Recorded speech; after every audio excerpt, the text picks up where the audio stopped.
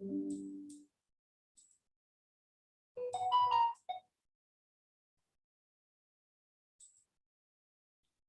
ಕೃಷ್ಣ. ಎಲ್ಲರಿಗೂ ಸ್ವಾಗತ. ಶ್ರೀಮದ್ ಭಾಗವತಂ 2ನೇ ಸ್ಕಂದ 1ನೇ ಅಧ್ಯಾಯ ಶ್ಲೋಕ 21. ಯಸ್ಯಾಂ ಸಂದರ್ಯಮಾನಾಯ ಯೋಗಿನಾ ಭಕ್ತಿ ಲಕ್ಷಣ ಆಸು ಸಂಪದ್ಯತೆ ಯೋಗ ಆಶ್ರಯಂ ಭದ್ರಂ ಈಕ್ಷತ. ಅನುವಾದ: ಓ ರಾಜನೇ, ಈ ಸ್ಮರಣೆಯ ಪದ್ಧತಿಯಿಂದ ಮತ್ತು ಭಗವಂತನ ಸರ್ವಶುಭ ವೈಯಕ್ತಿಕ ಕಲ್ಪನೆಯನ್ನು ದರ್ಶಿಸುವ ಅಭ್ಯಾಸದಿಂದ ಯಾರೇ ಆದರೂ ಅವನ ನೇರ ಆಶ್ರಯದಲ್ಲಿ ಶೀಘ್ರದಲ್ಲಿ ಭಕ್ತಿಯನ್ನು ಸಾಧಿಸುತ್ತಾನೆ. ಈ ಸ್ಮರಣೆಯ ಪದ್ಧತಿಯಿಂದ ಮತ್ತು ಭಗವಂತನ ಸರ್ವಶುಭ ವೈಯಕ್ತಿಕ ಕಲ್ಪನೆ ಅಂದರೆ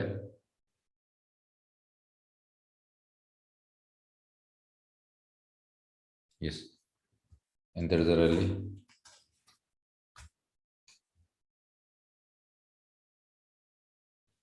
ಕೃಷ್ಣನ ಭಗವಾನ್ ಸಾಕ್ಷಾತ್ಕಾರ ಹೇಳುವಂಥದ್ದು all good personal conception of the lord.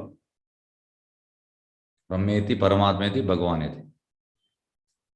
ಹಾಗಾಗಿ ಇಲ್ಲಿ ವೈಯಕ್ತಿಕ ಕಲ್ಪನೆಯನ್ನು ದರ್ಶಿಸುವ ಅಭ್ಯಾಸದಿಂದ ಯಾರೇ ಆದರೂ ಅವನ ನೇರ ಆಶ್ರಯದ ಶೀಘ್ರದಲ್ಲಿ ಭಕ್ತಿಯನ್ನು ಸಾಧಿಸ್ತಾನೆ.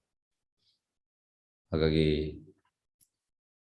2 ಸಾಕ್ಷಾತ್ಕಾರ, ಬ್ರಹ್ಮೇತಿ ಆಗಲಿ ಪರಮಾತ್ಮೇತಿ, ಅದು ಪಾರ್ಶ್ವದ ಸಾಕ್ಷಾತ್ಕಾರ, ಫುಲ್ ಅಲ್ಲ. ಆದರೆ ಭಗವಾನ್ ಸಾಕ್ಷಾತ್ಕಾರ ಫುಲ್ ಸಾಕ್ಷಾತ್ಕಾರ. ಅವ ಇಮಿಡಿಯೇಟ್ ಎಂತಾಗ್ತದೆ, ಭಕ್ತಿಯನ್ನು ಸಾಧಿಸ್ತಾನೆ. ಓಕೆ, ಭಾವಾರ್ಥಕ್ಕೆ ಹೋಗೋ ಭಾವಾರ್ಥ ವೈಸ್ ಡಿವೈನ್ ಗ್ರೇಸ್ ಭಕ್ತಿ ಸ್ವಾಮಿ ಶೀಲಪ್ರಭುಪಾದರಿಗೆ ಭಕ್ತಿ ಸೇವಾ ಭಾವದ ಸಹಾಯದಿಂದ ಮಾತ್ರ ಯೋಗಾಚರಣೆಗಳ ಯಶಸ್ಸನ್ನು ಗಳಿಸಬಹುದು.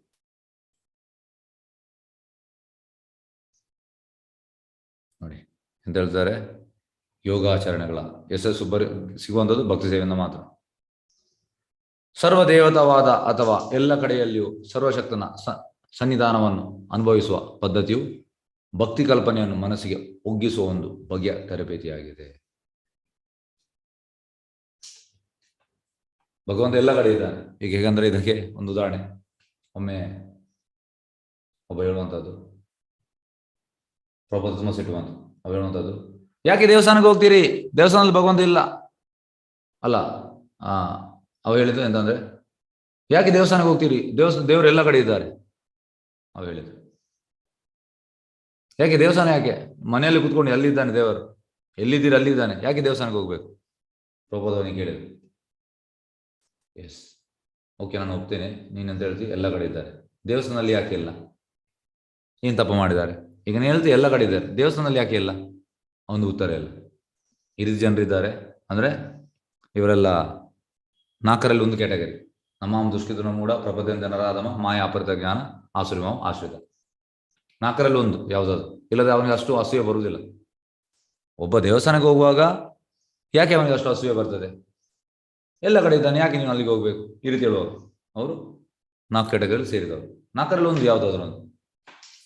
ಹಾಗಾಗಿ ಸರ್ವದೇವತ ಅಥವಾ ಎಲ್ಲ ಕಡೆಯಲ್ಲೂ ಸರ್ವಶಕ್ತನ ಸನ್ನಿಧಿಯನ್ನು ಅನುಭವಿಸುವ ಪದ್ಧತಿಯು ಭಕ್ತಿ ಕಲ್ಪನೆ ಮನಸ್ಸಿಗೆ ಒಗ್ಗಿಸುವ ಒಂದು ಬಗೆಯ ತರಬೇತಿಯಾಗಿದೆ. ನೋಡಿ, ಪ್ರಭು ಹೇಳ್ತಾರೆ ಎಲ್ಲ ಕಡೆ ದೇವರಿದ್ದಾರೆ, ಅದು ನಮ್ಗೆ ಕಾಣುವುದಿಲ್ಲ.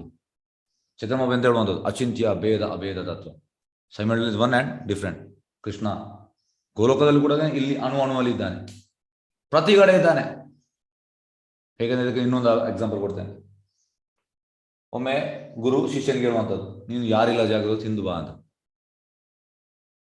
ಅವ ಹೋಗ್ತಾನೆ, ಇಲ್ಲಿ ಎಲ್ಲ ಹುಡುಕ್ತಾನೆ, ಲಾಸ್ಟ್ಗೆ ಒಂದು ಅವನಿಗೆ ರೂಮ್ ಸಿಗ್ತದೆ, ಫುಲ್ಲು ಡಾರ್ಕ್ ಮಾಡ್ತಾನೆ, ಅಲ್ಲಿ ತಿಂದು ಬರ್ತಾನೆ. ಮತ್ತೆ ಗುರು ಹತ್ರ ನಾನು ತಿಂದು ಬಂದೆ, ಯಾರು ನೋಡಲಿಲ್ಲ. ಗುರು ಹೇಳಿದರು, ನಿನ್ನ ಒಳಗೆ ಪರಮಾತ್ಮ ಇದ್ದ, ಮತ್ತೆ ಎಲ್ಲ ಕಡೆ ಕೃಷ್ಣ ಇದ್ದಾನೆ. ಅಂದರೆ ಅವನಿಗೆ ಶಿಷ್ಯನಿಗೆ ಗೊತ್ತುಪಡಿಸ್ಲಿಕ್ಕೆ ಅದು ಅವನಿಗೆ ಮಾಡ್ಲಿಕ್ಕೆ ಹೇಳಿದದು. ಹಾಗಾಗಿ ಎಲ್ಲ ಕಡೆ ಇದ್ದಾನೆ ಭಗವಂತ, ನಮಗೆ ಕಾಣುವುದಿಲ್ಲ. ಆದರೆ ನಾವು ಭಕ್ತಿ ಸೇವೆಯಲ್ಲಿ ತೊಡಗಿದ್ರೆ ನಮ್ಗೆ ಗೊತ್ತಾಗ್ತದೆ, ಎಸ್ ಎಲ್ಲ ಕಡೆ ಇದ್ದಾನೆ ಅಂತ. ಇಲ್ಲ ನಮ್ಗೆ ಗೊತ್ತಾಗುದಿಲ್ಲ. ನಾವು ಯಥೋಮತ್ ತಥೋಪತ್, ಅದು ಕೂಡ ಸರಿ ಇದು ಕೂಡ ಸರಿ, ನಾವು ಮಾಡಿ ಸರಿ ಅಂತ ಎಣಿಸ್ತೇವೆ. ಅದು ಹೇಗೆ ಆಗ್ತದೆ, ಇಲ್ಲ. ಪ್ರಭುದಲ್ಲಿ ತಪ್ಪು ತಪ್ಪೇ, ಸರಿ ಸರಿ. ಆದರೆ ತಪ್ಪನ್ನು ಸರಿ ಹೇಳುವಂಥದ್ದು ಕಲಿಯುಗ. ಅವ ಎಂತ ಮಾಡ್ತಾನೆ ಅಂತಂದ್ರೆ ಒಂದು ಸಂಸ್ಥೆ ಉಂಟು, ನಾನು ಹೆಸರು ಹೇಳುವುದಿಲ್ಲ, ಅವ್ರು ಹೇಳುವಂಥದ್ದು, ನೀನು ಮಾಡಿದ ಸರಿ, ನಾನು ಮಾಡಿದ ಸರಿ. ನಾವು ಓಪನ್ ಹೇಳಿದೆ, ಈಗ ಪುಸ್ತಕ ವಿತರಣೆಗೆ ಹೋಗುವಾಗ ಅವ್ರದ್ದು ಕೂಡ ಸ್ಟಾಲ್ ಇರ್ತದೆ. ಅವ್ರು ನಮಗೆ ಬಂದು ಹೇಳೋಣ, ನೀವು ಕೂಡ ಸರಿ, ನಾವು ಕೂಡ ಸರಿ. ನಾವು ಹೇಳ್ತೇವೆ ಇದು ತಪ್ಪು ಅಂತ ಹೇಳ್ತೇವೆ, ಸಂಪ್ರದಾಯ ಇಲ್ಲ ನಿಮ್ದು. ಹಾಗಾದ್ರೆ ನೀವು ಮಾತ್ರ ಸರಿಯಾ? ಸರಿ ಯಾವುದು ಸರಿ? ಈ ರೀತಿ ಕ್ವಶನ್ ಬರ್ತದೆ. ತಪ್ಪು ತಪ್ಪೆ. ಹಾಗಾಗಿ ನೀನು ಕೂಡ ಸರಿ, ನಾನು ಕೂಡ ಸರಿ ಹೇಳುವಂಥದ್ದು ತುಂಬಾ ಸಂಸ್ಥೆ ಉಂಟು. ಅವ್ರು ಹೇಳೋದು ಅಂದ್ರೆ ಅವರ ಕ್ಯಾಲ್ಕುಲೇಷನ್ ಅಂತಂದ್ರೆ ಒಂದು ವೆಜಿಟೇರಿಯನ್ ಆದರೆ ಸಾಕಂತೆ, ಮತ್ತೆ ಇದನ್ನು ಮಾಡಿದ್ರೆ ಎಲ್ಲ ಆಧ್ಯಾತ್ಮಿಕ. ಒಂದು ಕಡೆ ನಾನು ಹೇಳಿದೆ, ನಾನು ಹೋಗಿದ್ದೆ, ಅಲ್ಲಿ ಅವ್ರು ಹೇಳುವಂಥದ್ದು ಅಕ್ಕಿಯಿಂದ ಇಡ್ಲಿ ಆಗುವಂಥದ್ದು, ದೋಸೆ ಆಗುವಂಥದ್ದು, ಮತ್ತೆ ರೈಸ್ ಆಗುವಂಥದ್ದು. ಹಾಗಾಗಿ ಎಲ್ಲ ಒಂದೇ. ಹೇಗೆ ಎಲ್ಲ ಒಂದೇ ಆಗ್ತದೆ? ತಪ್ಪು ಫಸ್ಟ್ ಆಫ್ ಆಲ್ ಜನರಿಗೆ ಆತ್ಮದ ಜ್ಞಾನವೇ ಇಲ್ಲ. ಕೃಷ್ಣನಿಗೆ ಪರ್ಸನಲ್ ಫಾರ್ಮ್ ಉಂಟಂತ ಗೊತ್ತಿಲ್ಲ. ಕೃಷ್ಣನ ಕಿಂಗ್ಡಮ್ ಗೋಲೋಕದ ಬಗ್ಗೆ ಸುಳಿವಿಲ್ಲ. ಮತ್ತೆ ಹೇಗೆ ಸರಿಯಾಗುವಂಥದ್ದು? ಕೃಷ್ಣನ ನೇಮ್, ಫಾರ್ಮ್, ಪಾಸ್ಟ್ ಟೈಮ್ಸ್ ಇದೆಲ್ಲ ಗೊತ್ತಿರಬೇಕಲ್ಲ. ಕೃಷ್ಣ ಯಾರೊಟ್ಟಿಗೆ ಇದ್ದಾನೆ, ಯಾರೊಟ್ಟಿಗೆ ಆಡ್ತಾ ಇದ್ದಾನೆ ಗೋಲೋಕದಲ್ಲಿ, ಕೃಷ್ಣ ಎಂತ ಮಾಡ್ತಾನೆ, ಇದೆಲ್ಲ ಗೊತ್ತಿರಬೇಕು. ಏನು ಗೊತ್ತಿಲ್ಲ, ನಾವು ಕೂಡ ಸರಿ, ನೀವು ಕೂಡ ಸರಿ, ಹೇಗೆ ಸರಿ ಆಗ್ತದೆ? ಇಲ್ಲ, ತಪ್ಪು. ಹಾಗಾಗಿ ಭಕ್ತಿ ಕಲ್ಪನೆ ಮನಸ್ಸಿಗೆ ಒಗ್ಗಿಸುವ ಒಂದು ಬಗೆಯ ತರಬೇತಿ ಆಗಿದೆ. ಯೋಗಿಯ ಈ ಭಕ್ತಿ ಭಾವ ಅಂತ ಯೋಗ ಪ್ರಯತ್ನಗಳನ್ನು ಯಶಸ್ವಿಯಾಗಿ ಮುಗಿಸಲು ಸಹಾಯ ಮಾಡ್ತದೆ. ಓಕೆ, ಯೋಗಿ ಮಾಡುವಂಥ ಯೋಗಾಚರಣೆ ಓಕೆ. ಆದರೆ ಭಕ್ತಿ ಸೇವೆಯ ಕಿಂಚಿತ್ ಮಿಶ್ರಣ ಇಲ್ಲದೆ ಒಬ್ಬನು ಅಂತ ಯಶಸ್ಸಿನ ಸ್ಥಿತಿ ಏರಲ್ಲ. ಯಶಸ್ಸು ಬೇಕಿದೆ, ಭಕ್ತಿ ಸೇವೆ ಬೇಕು, ಇಲ್ಲದೇ ಇಲ್ಲ. ಇಲ್ಲಿ ಪ್ರಭು ಹೇಳುವಾಗೆ, ಈಗ ಸಪೋಸ್ ನಿಮ್ಗೆ ಯಾರಾದ್ರೂ ಒಂದು ಚೆಕ್ ಕೊಡ್ತಾರೆ, 5 ಹಾಕಿ ಕೊಡ್ತಾರೆ, ನೀವೆಂತ ಮಾಡ್ತೀರಿ? 5 ಅಂತ ನೀವು ಹರಿದು ಬಿಸಾಡ್ತೀರಿ. ನೆಕ್ಸ್ಟ್ ದಿವಸ ಬಂದು ಕೊಡ್ತಾನೆ ಚೆಕ್, ಅದಕ್ಕೆ 5 ಎದುರಲ್ಲಿ 1 ಆಗ್ತಾನೆ. ಆಗ 1 ಲಕ್ಷ ಆಯ್ತು, ನಿಮ್ಗೆ ಖುಷಿ ಆಗ್ತದೆ. ಅದೇ ಯಾವುದೇ ಕರ್ಮ ಇರಲಿ, ಜ್ಞಾನ ಇರಲಿ, ಯೋಗ ಇರಲಿ, ಯಾವುದೇ ಇರಲಿ, ಕೃಷ್ಣ ಇಲ್ಲದಿದ್ರೆ ಪ್ರಯೋಜನ ಇಲ್ಲ. ಕರ್ಮಿ, ಜ್ಞಾನಿ, ಯೋಗಿ ಸಕಲೆ ಅಶಾಂತಿ, ಕೃಷ್ಣ ಭಕ್ತ ಕೇವಲ ಶಾಂತ. ಚೈತನ್ಯ ಮಹಾಪ್ರಭು ಹೇಳುವಂಥದ್ದು. ಯಾಕೆ ಅಶಾಂತಿ? ಯಾಕೆಂದ್ರೆ ಅವ್ರದ್ದು ಇಂಡಿಪೆಂಡೆಂಟ್ ಡಿಸೈರ್. ಭಕ್ತಂದೆಂತ ಇಂಡಿಪೆಂಡೆಂಟ್ ಡಿಸೈರ್ ಅಲ್ಲ, ಕೃಷ್ಣನ ಡಿಸೈರ್. ಕೃಷ್ಣನ ಡಿಸೈರ್ ಅನ್ನು ಹೇಗೆ ಫುಲ್ಫಿಲ್ ಮಾಡುವಂಥದ್ದು, ಇದು ವ್ಯತ್ಯಾಸ. ನಮ್ಮ ಇಂಡಿವಿಜುವಲ್ ಡಿಸೈರ್ ಮತ್ತೆ ಕೃಷ್ಣನ ಇಚ್ಛೆಗೆ ನಾವು ವ್ಯತ್ಯಾಸ ಉಂಟು.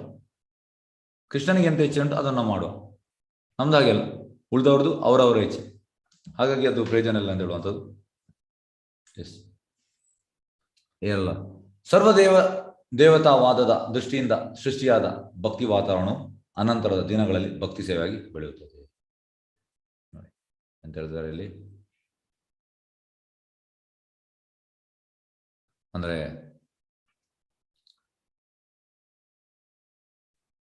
ಈ ದೇವತೆಗಳ ಹತ್ರ ಹೋಗಿ ಕೂಡ ಎಂತಾಗ್ತದೆ, ಕೆಲವೊಮ್ಮೆ ಕ್ರಮೇಣ ಅದು ನಮ್ಮನ್ನು ಇಲ್ಲಿಗೆ ತರ್ತದೆ ಅಂತೇಳಿ ನಾವು ಫಾರ್ಚುನೇಟ್ ಆದರೆ. ಈಗ ನಾನು ಕೂಡ ಕೃಷ್ಣ ಪ್ರಜ್ಞೆ ಬರೋ ಮುಂಚೆ ಎಲ್ಲ ಶುಕ್ರವಾರ ಟೆಂಪಲ್ಗೆ ಇದೆಲ್ಲ ಹೋಗ್ತಾ ಇದ್ದೆ, ನಾನು ಸೋಮವಾರ ಇದಕ್ಕೆ ಇವತ್ತು ಹೋಗ್ತಾ ಇದ್ದೆ. ಹಾಗಾಗಿ ಅದು ಮತ್ತೆ ನಮ್ಮನ್ನು ಕ್ರಮೇಣ ತರ್ತದೆ ಅಂತ ಹೇಳುವಂಥದ್ದು. ಫಾರ್ಚುನೇಟ್ ಆಗಿದ್ರೆ, ನಾವು ಅದೃಷ್ಟವಂತರಾಗಿದ್ರೆ ನಮ್ಮನ್ನು ಈಚೆಗೆ ತರ್ತದೆ. ಓಕೆ, ಅನಂತ ದಿನಗಳಲ್ಲಿ ಭಕ್ತಿ ಸೇವೆಯಾಗಿ ಬೆಳೆಯುತ್ತದೆ. ಅದೊಂದು ನಿರಾಕಾರವಾದಿಗೆ ದೊರೆಯುವ ಲಾಭವಾಗಿದೆ ನೋಡಿ. ನಿರಾಕಾರವಾದಿಗಳು ಹೇಗೆ ಅಂದ್ರೆ, ಅವರ ಪ್ರಕಾರ ಈ ಪಂಚವಾಸನದಲ್ಲಿ ಅವರು ಹೇಳುವಂಥದ್ದು ಎಂತಂದ್ರೆ, ಈಗ ನಾವು ಬಿಗಿನರ್ಸ್, ನಮ್ಗೆ ಈಗ ದೇವರ ಒಂದು ಎಂತಂದ್ರೆ ದೇವತೆಗಳ ರೂಪದೊಂದು ಈಗ ಬೇಕು ಅವ್ರು ಹೇಳುವಂಥದ್ದು. ಮತ್ತೆ ನಾವು ಗ್ರ್ಯಾಜುವಲಿ ನಾವು ಇದರಲ್ಲಿ ಅಡ್ವಾನ್ಸ್ ಆದ ಕೂಡಲೇ ಅದನ್ನು ತೆಗೆದು ಬಿಸಾಡುವ. ಅಲ್ಟಿಮೇಟ್ ಎಂತಂದ್ರೆ ಹೇಗಂದ್ರೆ, ಈಗ ತಂದೆ ಬೆಳೆಸಿದ್ದಾರೆ ನೋಡಿ, ಅವರ ಎಷ್ಟು ಇದು ನೋಡಿ, ರೂಪದ ಹೇಳುವಂಥದ್ದು ಎಷ್ಟೊಂದು ನೀಚ ಬುದ್ಧಿ ನೋಡಿ. ಈಗ ತಂದೆ ನಮ್ಮನ್ನು ಸಣ್ಣದಾಗಿ ಒಳ್ಳೆ ಬೆಳೆಸ್ತಾರೆ, ನಮಗೆ ಶಾಲಾ ಕಾಲೇಜಿಗೆ ಹಾಕ್ತಾರೆ, ಊಟ ಎಲ್ಲ ಕೊಡ್ತಾರೆ. ಮತ್ತೆ ನಾವು ಕೆಲಸ ಮಾಡಿದ ಮೇಲೆ ತಂದೆದ ಅಗತ್ಯ ಇಲ್ಲ, ಅವರನ್ನು ಮನೆಯಿಂದ ಹೊರಗೆ ಹಾಕುವ. ಈ ರೀತಿ ಇದು ಡೇಂಜರಸ್. ಅವರ ಥಿಂಕಿಂಗ್ ಅದೇ. ನಿರಾಕಾರವಾದಿಗಳು ನೋಡಿ, ಯಾರಾದರೂ ನಿರಾಕಾರದ ಹೆಚ್ಚಿನವ್ರು ಬರ್ತಾರೆ ದೇವಸ್ಥಾನಕ್ಕೆ, ಅದು ದೇವರ ರೂಪವನ್ನು ಇದು ಮಾಡೋದು. ಅವರು ಹೇಳ್ತಾರೆ, ಇನಿಷಿಯಲ್ ಆಗಿ ನಮಗೆ ಬೇಕು, ಅದು ನಾವು ಅಡ್ವಾನ್ಸ್ ಆದ ಮೇಲೆ ಅದು ಬೇಡ, ಯಾಕಂದ್ರೆ ಆಕಾರ ಇಲ್ಲ. ಇದು ಡೇಂಜರಸ್. ಡೇಂಜರಸ್ ಅಂದ್ರೆ ಈಗ ನಿಮ್ಗೆ ಎಕ್ಸಾಂಪಲ್ ಹೇಳಿದೆ, ತಂದೆ ಎಕ್ಸಾಂಪಲ್. ಹಾಗಾಗಿ ಇದು ತುಂಬಾ ಡೇಂಜರಸ್. ಅದೊಂದು ನಿರಾಕಾರ ದೂರ ಲಾಭವಾಗಿದೆ. ಆತ್ಮ ಸಾಕ್ಷಾತ್ಕಾರ ನಿರಾಕಾರ ಮಾರ್ಗವು ಬಹು ಕಷ್ಟಕರವಾದನ್ನು ಭಗವದ್ಗೀತೆಯಲ್ಲಿ 12.5 ದೃಢಪಡಿಸಿದೆ. ಅಂದ್ರೆ ಕ್ಲೇಶೋ ಅಧಿಕಾರ ಶ್ಲೇಷ ಅಂದ್ರೆ ಈ ನಿರಾಕಾರವಾದಿ ಅವನ ಕಲ್ಪನೆ ಅಂತ ದೇವರಿಗೆ ರೂಪ ಇಲ್ಲ, ಶಕ್ತಿ ಶಕ್ತಿ ಶಕ್ತಿ. ಇದು ತುಂಬಾ ಕಷ್ಟ ಅಂತೆ. ಹೇಗಂದ್ರೆ ಪ್ರಭಾದ ಹೇಳುವಂಥದ್ದು ಬೆಂಕಿಯಲ್ಲಿ ಬರುವ ಹೊಗೆ, ಸ್ವಲ್ಪ ಬೆನಿಫಿಟ್ ಉಂಟು ಅದರಲ್ಲಿ, ಆದ್ರೆ ಕಂಪ್ಲೀಟ್ ಅಲ್ಲ. ಆದ್ರೆ ಬೆಂಕಿ ಯಾವುದು? ಕೃಷ್ಣ ಪ್ರಜ್ಞೆ. ತುಂಬಾ ಕಷ್ಟ ಅಂದ್ರೆ ತುಂಬವ. ಈ ಕಲಿಯುಗದಲ್ಲಂತೂ ಆಗುದೇ ಇಲ್ಲ. ದ್ವಾಪರ ಯುಗದಲ್ಲಿ ಧ್ಯಾನ ಕರೆಕ್ಟ್, ಇದು ಸತ್ಯಯುಗದಲ್ಲಿ. ಕಲಿಯುಗದಲ್ಲಿ ಅಲ್ಲ, ಕಲಿಯುಗದಲ್ಲಿ ಭಗವಂತನ ನಾಮ ಸಂಕೀರ್ತನೆ ತುಂಬಾ ಕಷ್ಟ. ಹೇಗೆಂದ್ರೆ ಅದು ಪರೋಕ್ಷ ರೀತಿಯಲ್ಲಿ ಗುರಿಯನ್ನು ತಲುಪುತ್ತದೆ. ಹೇಗೆಂದ್ರೆ ಪ್ರಭಾದ ಹೇಳುವಂಥದ್ದು ಈ ಜ್ಞಾನಿ ಜ್ಞಾನಿ ಅಂತ ಮಾಡುವಂಥ, ಜ್ಞಾನಿಯಲ್ಲಿ ವೆರೈಟಿ ಜ್ಞಾನಿ ಉಂಟು. ಅಲ್ಲಿ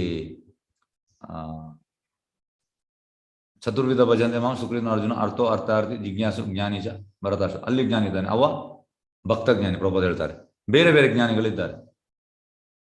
ಆ ವ್ಯತ್ಯಾಸ ಉಂಟು, ಭಕ್ತ ಜ್ಞಾನಿ ಮತ್ತೆ ಇವರಿಗೆ ವ್ಯತ್ಯಾಸ ಉಂಟು.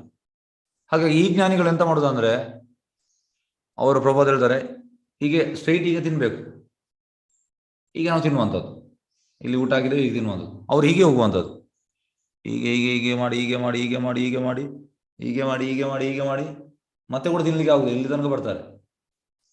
ಅದು ಕೂಡ ಎಂತ ಅಂತಜ್ಞಾನಿ ತುಂಬಾ ಲೈಫ್. ಬಹುನಾಮ್ ಜನ್ಮನಾಮ್ ಅಂತೆ ಜ್ಞಾನವಾನ್ ಪ್ರಭಾದೆ ವಾಸುದೇವ ಸರ್ವಮಿತಿ ಸ ಮಾತ್ಮ ಸುದುರ್ಲಭ. ತುಂಬಾ ಲೈಫ್ ನಂತರ ಮತ್ತೆ ಅವ ಬರುದಂತೆ. ಎಂತ ಕನ್ಕ್ಲೂಷನ್? ವಾಸುದೇವ ಸರ್ವಮಿತಿ. ಆದ್ರೆ ಭಕ್ತ ಎಂತ? ಈಗ ನೀವೆಲ್ಲ ಕ್ಲಾಸಿಗೆ ಬಂದಿದ್ದೀರಿ, ಇಮಿಡಿಯೇಟ್ ನೀವು ಆಕ್ಸೆಪ್ಟ್ ಮಾಡಿದ್ರಿ ಕೃಷ್ಣ ದೇವತಮ ಪರಮರ್ಶ ಅಂತ. ಎಷ್ಟು ಸುಲಭ ನೋಡಿ ಭಕ್ತಿ ಮಾರ್ಗದಲ್ಲಿ. ಅದು ಜ್ಞಾನ ಮಾರ್ಗದಲ್ಲಿ ನಾಲೆಜ್ ತಿಳಿಬೇಕು. ಶ್ಲೋಕ ಉಚ್ಚಾರ ಸರಿ ಇಲ್ಲ, ಎಸ್ ಈ ರೀತಿ ಅಲ್ಲ.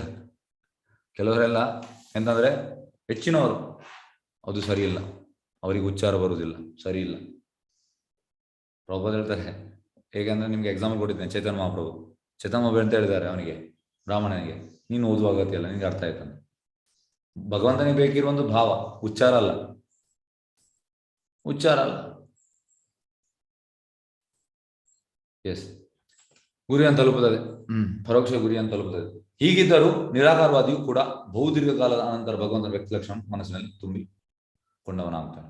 ಅಂದ್ರೆ ದೀರ್ಘಕಾಲದಲ್ಲಿ ಬಹುನಾಮ ಜನ್ಮನಾಮ ಅಂತೆ, ಹೊಟ್ಟಿ ಸತ್ತು ಹೊಟ್ಟಿ ಸತ್ತು ಹೊಟ್ಟು ಸತ್ತು ಹೊಟ್ಟು ಸತ್ತು ಮತ್ತೆ ಲಾಸ್ಟ್ ಕನ್ಕ್ಲೂಷನ್ ಬರ್ತಾನೆ. ಅದು ಭಕ್ತಿಯಲ್ಲಿ ನಾವು ಇಮಿಡಿಯೇಟ್ ಬರ್ತೇವೆ. ಎಸ್ ಕೃಷ್ಣ. ಶ್ಲೋಕ 22.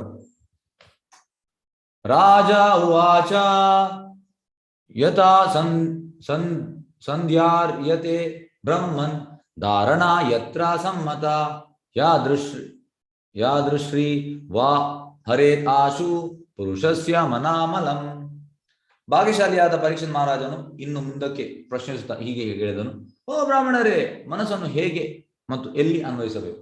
ವ್ಯಕ್ತಿಯ ಮನಸ್ಸಿನಲ್ಲಿರುವ ಕಶ್ಮಲಗಳು ನಿವಾರಣೆಯಾಗಲು ಚಿಂತನೆಯನ್ನು ಹೇಗೆ ಸ್ಥಿರಗೊಳಿಸಬೇಕು? ಇದನ್ನು ದಯವಿಟ್ಟು ವಿವರವಾಗಿ ವರ್ಣಿಸಿ.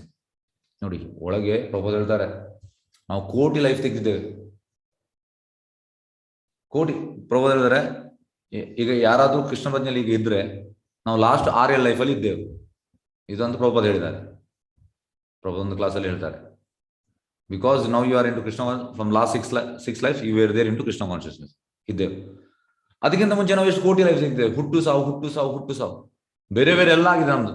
ಎಂತ ಹೇಳುವಂಥದ್ದು ರಿಪೀಟ್ ಆಗಿದೆ. ಕೆಲವೊಮ್ಮೆ ಈ ಜಲಜನವ ಲಕ್ಷಣ ಅಂದ್ರೆ ಮೀನಾಗಿ, ಈ ಮರ ಆಗಿ, ಮತ್ತೆ ಇನ್ಸೆಕ್ಟ್ ಆಗಿ, ಮತ್ತೆ ಪಕ್ಷಿಯಾಗಿ, ಪ್ರಾಣಿಯಾಗಿ, ಮನುಷ್ಯ ಆಗಿ, ವಾಪಸ್ ರಿಟರ್ನ್ ಹೋಗಿ ವಾಪಸ್ ಹೀಗೆ ರಿಪೀಟ್ ನಮ್ಗೆ ತುಂಬಾ ಆಗಿದೆ. ಯಾಕೆಂದ್ರೆ ನಾವು ಪ್ರಭು ಯಾಕೆ ಹೇಳ್ತಾರೆ, ಯಾಕೆ ನಾವು repeat? Because of rebellious mentality. ಎಂತ ರೆಬೆಲಿಯಸ್ ಮೆಂಟಾಲಿಟಿ? ರೆಬೆಲಿಯಸ್ ಅಂದ್ರೆ ವಿರುದ್ಧ. ಐ ಆಮ್ ದ ಎಂಜಾಯರ್, ನಾನು ಭೋಗ್ತಾರ. ಹಾಗೆ ಹಾಗೆ ಹಾಗೆ ಹಾಗೆ ಹಾಗೆ ಆಗಿ ಲಾಸ್ಟ್ ಒಂದು 6 ಲೈಫಲ್ಲಿ ನಾವು ಕೃಷ್ಣ ಭಜನೆಯಲ್ಲಿ ಇದ್ದೇವೆ. ಈಗ ಕೋಟಿ ಲೈಫ್ ಇದು ಎಲ್ಲ ಒಳಗೆ ಉಂಟು. ಯಾವುದೆಲ್ಲ? ಕಾಮ, ಕ್ರೋಧ, ಮದ, ಮೋಹ, ಮತ್ಸರ್ಯ, ಇದೆಲ್ಲ ಅಂಟಿಕೊಂಡಿದೆ, ಸುಲಭದಲ್ಲಿ ಹೋಗುವುದಿಲ್ಲ. ಇದಕ್ಕೆ ನಾವು ಈಗ ಎಂತ ಮಾಡಿ, ಅದಕ್ಕೆ ಪ್ರಪೋಸ್ ಹೇಳುವಂಥದ್ದು, anybody who chants 50 years of Hare Krishna ಮಂತ್ರ 16 ಸುತ್ತು, then you will go back to God. ಹಾಗಾಗಿ 50 ವರ್ಷ ಬೇಕು ನಮ್ಮ ಈ ಶುದ್ಧ ಆಗ್ಲಿಕ್ಕೆ. ಯಾಕಂದ್ರೆ ಬದ್ಧ ಜೀವಿಗಳು 50 ವರ್ಷ ಹಿಡಿತದೆ ಫುಲ್ ಶುದ್ಧ ಆಗ್ಲಿಕ್ಕೆ. ಯಾಕಂದ್ರೆ ಎಷ್ಟೋ ಲೈಫ್ ಇದು ಅಂಟಿದೆ ಅಲ್ಲ. ಹಾಗಾಗಿ ಕಾನ್ಸೆಪ್ಟ್ ಎಂತಂದ್ರೆ ಇದೆಲ್ಲ ಹೋಗ್ಬೇಕು ಹೊರಗೆ. ಇದೆಲ್ಲ ಹೋಗದೆ ನಾವು ಎಂತ ಹೇಳುವಂಥದ್ದು ಒಳ್ಳೆ ಪ್ರಜ್ಞೆಯಲ್ಲಿ ಇರ್ಲಿಕ್ಕೆ ಆಗುದಿಲ್ಲ. ಕಾನ್ಶಿಯಸ್ನೆಸ್ ನಾವು ಡೈಲಿ ಕ್ಲೀನ್ ಮಾಡ್ಬೇಕು. ಈ ಜಪದಿಂದ ಪ್ರಜ್ಞೆ ನಾವು ಡೈಲಿ ಕ್ಲೀನ್ ಮಾಡ್ತೇವೆ. ಎಂತ ಜಪ, ಒಳ್ಳೆ ಜಪ ಆದ್ರೆ ನಮ್ಮ ಕಾನ್ಶಿಯಸ್ನೆಸ್ ಒಳ್ಳೆ ಇರ್ತದೆ. ಅದೇ ರೀತಿ ಈ ಒಳಗಿರುವುದನ್ನೆಲ್ಲ ಈ ಹರೇ ಕೃಷ್ಣ ಮಂತ್ರ ಕ್ಲೀನ್ ಮಾಡ್ತಾರೆ. ಅದೇ ಅದಕ್ಕೆ ಟೈಮ್ ಹಿಡಿತದೆ. ಕೆಲವೊಮ್ಮೆ ಎಂತ ಆಗ್ತದೆ, ಕೆಲವು ಬಟ್ಟೆಗೆ ಅಂತ ಅದು ಗ್ರೀಸ್ ಹಿಡಿತದೆ. ಮತ್ತೆ ತುಂಬಾ ಒಂದು ಸತಿ ಒಗ್ದ ಮೇಲೆ ಹಾಕಿರಿ, ನೆಕ್ಸ್ಟ್ ಟೈಮ್ ಇಲ್ಲಿ ಸ್ವಲ್ಪ ಸ್ವಲ್ಪ ಹೋಗಿ ಮತ್ತೆ ಒಂದು 6-7 ವರ್ಷದಲ್ಲಿ ಅದು ಸ್ವಲ್ಪ ಹೋಗ್ತದೆ. ಅದು ಕೂಡ ಸ್ವಲ್ಪ ಇರ್ತದೆ, ಫುಲ್ ಹೋಗುದಿಲ್ಲ, ಸ್ವಲ್ಪ ಕಲೆ ಇರ್ತದೆ, ಅದು ಕೂಡ ಹೋಗ್ತದೆ. ಮ್ಯಾಕ್ಸಿಮಮ್ ಹೋಗ್ಲಿಕ್ಕೆ ಒಮ್ಮೆ ಒಂದು ವರ್ಷದಲ್ಲಿ ಹೋಗುದಿಲ್ಲ, ಕೆಲವೊಮ್ಮೆ 2ನೇ ವರ್ಷ 3ನೇ ವರ್ಷ ಈ ರೀತಿ ಹೋಗ್ತದೆ. ಈಗ ಹೊಸದು ಕಲರ್ ಇದೆ ಯಾವ್ದಾದ್ರು ನೀವು ಒಂದು ಬಟ್ಟೆ ತಂದ್ರೆ, ಕಲರ್ ತುಂಬಾ ಕಲರ್ ಇದೆ, ಇದಕ್ಕೆ ಹಾಕುವಾಗ ಆ ಬಟ್ಟೆಯನ್ನು ಸಪ್ರೇಟ್ ಆಗ್ಬೇಕು. ಯಾವ ರೆಡ್ ಕಲರ್ ಯಾವ್ದು ಇದ್ರೆ ಈ ಉಳಿದಕ್ಕೆ ಸ್ಪ್ರೆಡ್ ಆಗ್ತದೆ. ಫಸ್ಟ್ ವಾಶ್ ಮಾಡ್ತೀರಿ, ಸೆಕೆಂಡ್ ವಾಶ್ ಅಲ್ಲಿ ಕೂಡ ಅದು ಕಲರ್ ಹೋಗ್ತದೆ, 3rd wash 4th wash 5th wash. ಮತ್ತೆ ತುಂಬಾ ವಾಶ್ ಆದ್ಮೇಲೆ ಎಂತ ಆಗ್ತದೆ, ಮತ್ತೆ ಕಲರ್ ಬಿಡುವುದಿಲ್ಲ. ಒಂದು ಲೆವೆಲ್ ತನಕ ಕಲರ್ ಬಿಡ್ತದೆ, ಮತ್ತೆ ಬಿಡುವುದಿಲ್ಲ. ತುಂಬಾ ವಾಶ್ ಮಾಡಿದ ಮೇಲೆ ಬಿಡುವುದಿಲ್ಲ. ಅದೇ ರೀತಿ ನಮ್ಮ ಒಳಗಿರುವ ಈ ಕಾಮ ಉಪಾಸನ ಇದೆಲ್ಲ ಹೋಗ್ಬೇಕು. ಹೋಗ್ಲಿಕ್ಕೆ ಟೈಮ್ ಹಿಡಿತದೆ. ವ್ಯಕ್ತಿಯ ಮನಸ್ಸಿನಲ್ಲಿರುವ ಕಶ್ಮಲಗಳು ನಿವಾರಣೆ ಆಗಲು ಚಿಂತನೆಯನ್ನು ಹೇಗೆ ಸ್ಥಿರಗೊಳಿಸಲು, ಇದನ್ನು ದಯವಿಟ್ಟು ವಿವರವಾಗಿ ವರ್ಣಿಸಿ. ಎಸ್, ಈಗ ಭಾವಾರ್ಥಕ್ಕೆ ಹೋಗುವ. ಭಾವಾರ್ಥ ಬೈ ಶ್ರೀಮಾನ್ಗೆ ಸೇಸಿ ಭಕ್ತಿವೇದಾಂತ ಸ್ವಾಮಿ ಶೀಲ ಪ್ರಭುಪಾದ ಕಿ ಜೈ. ಬದ್ಧಾತ್ಮನ ಹೃದಯದಲ್ಲಿರುವ ಕಶ್ಮಲಗಳು ಅವನ ಎಲ್ಲ ಕಷ್ಟಗಳಿಗೂ ಮೂಲ ಕಾರಣವಾಗಿದೆ. ನೋಡಿ, ನಮ್ಮ ಎಲ್ಲ ಕಷ್ಟಕ್ಕೆ ಕಾರಣ ಇದೆ ಕಶ್ಮಲ ಒಳಗಿರುವ. ಸುಲಭದಲ್ಲಿ ಹೋಗುವುದಿಲ್ಲಪ್ಪ ಇದು. ಕೆಲವೊಮ್ಮೆ ನಮ್ಗೆ ಗೊತ್ತಿರುವುದಿಲ್ಲ. ಅಂದ್ರೆ ಇದು ತುಂಬಾ ಸೂಕ್ಷ್ಮ. ಹೇಗೆಂದ್ರೆ ಪ್ರಭುಪಾದ ಹೇಳ್ತಾರೆ, ದಿಸ್ ಬೀಜ ಎಂತಾಗಿದೆ ಅಂದ್ರೆ ಅದು ಕ್ರಿಯೇಟ್ ಆಗಿದೆ, ನಾವು ಟೇಕಿಂಗ್ ಇಟ್ಸ್ ಫಾರ್ಮ್. ಹೀಗೆಂತಾಗಿ ನಾವು ಕೃಷ್ಣ ಪ್ರಜ್ಞೆ ಬಂದಿದ್ದೇವೆ. ಅದು ಕೂಡ ಹಿಂದೆ ಕ್ರಿಯೇಟ್ ಆದ ಬೀಜ ಉಂಟಲ್ಲ ಅಲ್ಲಿ. ಈಗ ನಾವು ಕೃಷ್ಣ ಪ್ರಜ್ಞೆ ಬಂದ ಮೇಲೆ ನಾವು ಇಲ್ಲ ಅಂತ ಹೇಳ್ತೇವೆ, ಆದ್ರೆ ಹಿಂದೆ ಕ್ರಿಯೇಟ್ ಆದ ಬೀಜಗಳು ಉಂಟು, ಸೀಡ್. ಪ್ರಭುಪಾದ ಹೇಳ್ತಾರೆ ದಟ್ ಸೀಡ್ ಇಸ್ ಗ್ರೋಯಿಂಗ್.